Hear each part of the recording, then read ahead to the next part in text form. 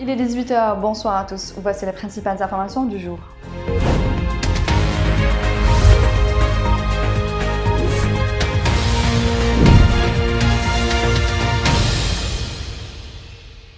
Le Comité international des Jeux méditerranéens n'a pas tari d'éloges sur la cérémonie d'ouverture de la 19e édition des Jeux méditerranéens, hier soir au nouveau stade olympique Miloud Hetfi d'Oran, le qualifiant de spectaculaire.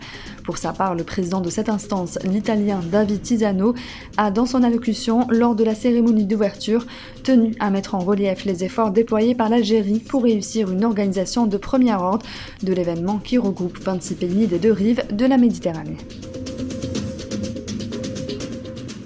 3 karatékas algériens ont composté ce dimanche leur ticket pour les finales du tournoi comptant pour les Jeux méditerranéens 2022 au centre de conférence Mohamed Ben Ahmed d'Oran.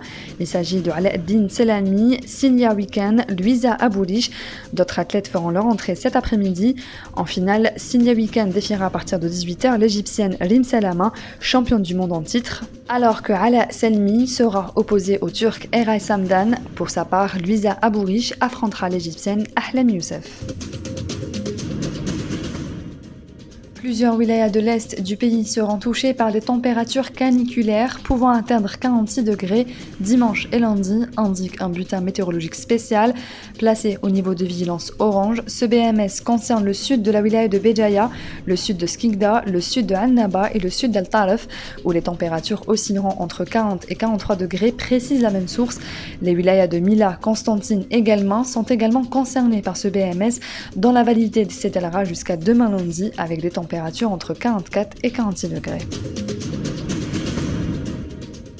Le directeur de l'unité CCLS d'Ain Bessem a été suspendu par le Wali à la fin de la semaine dernière. Selon nos sources, c'est suite à des plaintes émanant de céréaliculteurs et faisant état de vol dans le poids des quantités de céréales livrées au niveau de cette antenne de la CCLS de Bouira que des enquêtes ont été déclenchées. Jeudi dernier, le Wali aurait pris la décision de suspendre ce responsable en attendant que les services de sécurité transmettent son dossier vers les autorités judiciaires. 23 migrants d'origine africaine sont morts vendredi après l'usage disproportionné de la force par la police marocaine qui tentait d'empêcher près de 2000 d'entre eux d'entrer dans l'enclave espagnole de Melilla, selon un nouveau bilan officiel donné hier soir.